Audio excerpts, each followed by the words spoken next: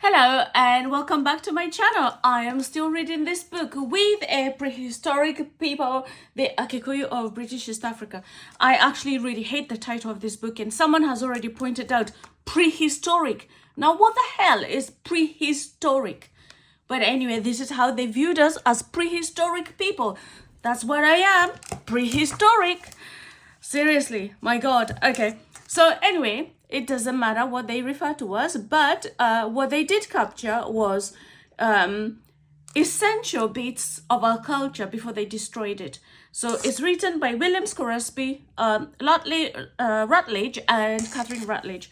So they're talking about, still, here, there's a segment which is basically named Men and Manners. And a lot of this information is just loads of information just thrown in together. And this bit here, they're talking about men and taking snuff. And I don't actually think it was just men that took snuff, because I know my dad's aunt, so like a grandma to me, she used to take snuff. So she used to carry it in a little thing, and she used to just pinch it. She would just open it and pinch it and go, and then pinch another one and go. And I remember, I remember this. I remember how she would blow her nose. She would go, and so I remember that snuff. And snuff is something that was never taken by young men. I suppose the young men seem to be very, very disciplined because they were warriors. They spent all their time preparing, training and looking out for danger and so on and so forth. But the older men, this was the preserve of older men, the snuff.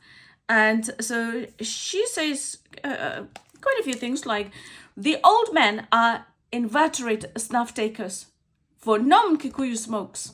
So they didn't smoke in the traditional sense, like that. They didn't smoke like that. They just took snuff. And I even know the name of the thing they used to carry the snuff in. Kenya. It's called Kenya. I remember that. I remember Kenya. So the young warriors occasionally take a pinch, but a snuff bottle is not often seen decorating their bosoms, because they used to carry the snuff bottle thing on here, like this here. But they also note that tobacco, like native beer, seems to be the reserve as a consolation for middle age and the old age. So young people did not indulge in alcohol. Young people did not indulge in tobacco taking, which is interesting, given that nowadays anybody drinks, anybody smokes. But this is quite interesting. And still, to offer snuff to anyone is a form of courtesy. So you just see people and you'll be like, "Hey, do you like a snuff?" Interesting. Interesting.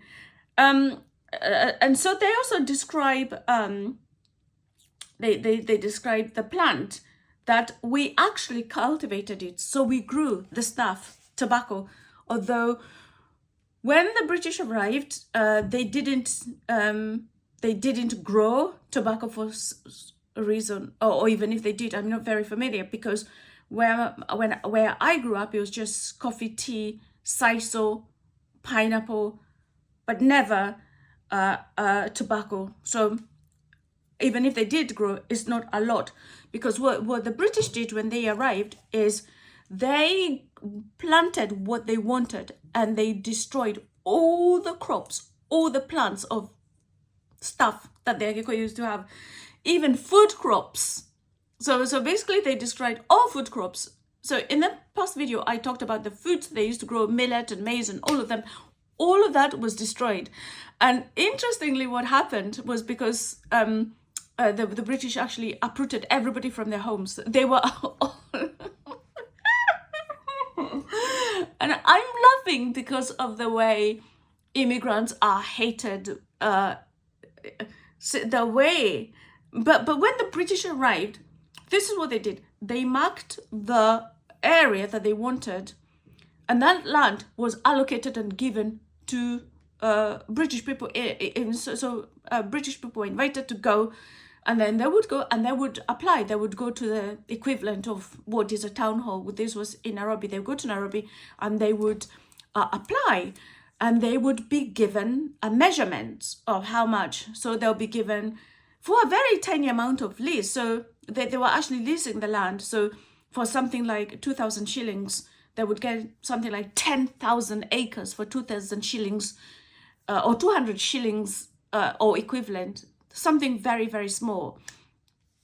And when they were given this land, it was equivalent to, it was for 99 years. And of course, when Kenya became independent, the land was renegotiated so that those settlers who wanted to remain would keep it for 999 years.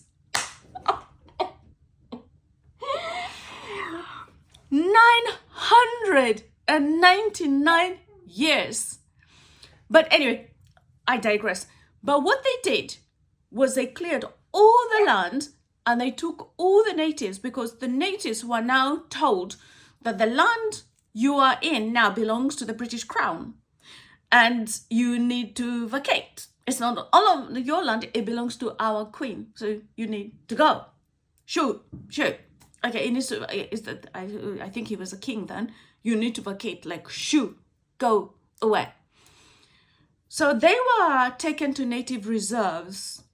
And native reserves were actually low-yielding areas where plants didn't do very well.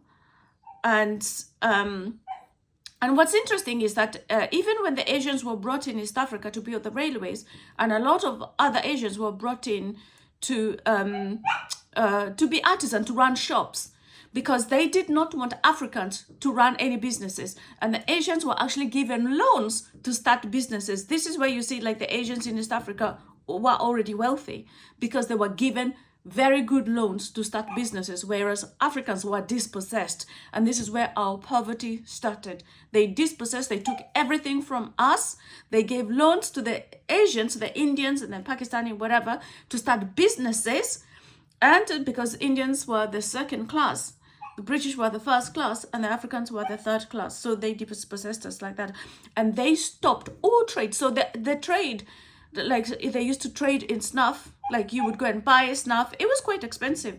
You would buy a thing of snuff for, you'd buy it for 2 sticks of sugarcane, which was a lot in those days. And that would last you for 3 days. But of course, this trade came to an end because people were unable to grow any crops, to trade or do anything, because they were dispossessed and they were forced to go and work for the British. Anyway, I'm discovering all these little nuggets about who we were, how we were colonized, and importantly, how we were made poor, because Africans were made not poor. They were made poor. They were dispossessed. I guess it's not unlike what you're seeing in Gaza. People get dispossessed and then you become poor, and then people are like, oh my God, look at you, you're so poor. We're going to give you a bit of bread, so forth and so forth. So anyway, subscribe to YouTube, follow me on Instagram. I'm no longer on X. I am leaving X and I'm going to Blue Sky. I'm checking that out. So if you're on Blue Sky yet, follow me, TikTok, everywhere. Take care for now. Thanks. Bye-bye.